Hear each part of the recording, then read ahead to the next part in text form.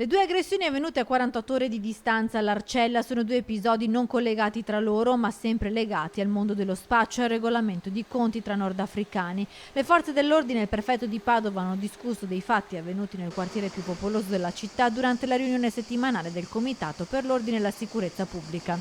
Voglio comunque sempre tranquillizzare che la Polizia di Stato, le forze dell'ordine, comunque sono sempre presenti all'Arcella.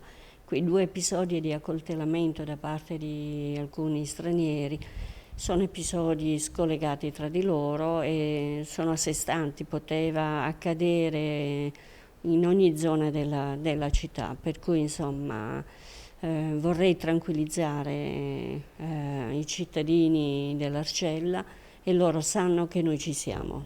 Le forze dell'ordine sono impegnate quotidianamente nella lotta allo spaccio. L'ultimo arresto è avvenuto vicino al cavalcavia Borgomagno, proprio all'Arcella, dove i poliziotti delle volanti hanno bloccato un autopusher tunisino di 36 anni sorpreso a spacciare hashish e cocaina.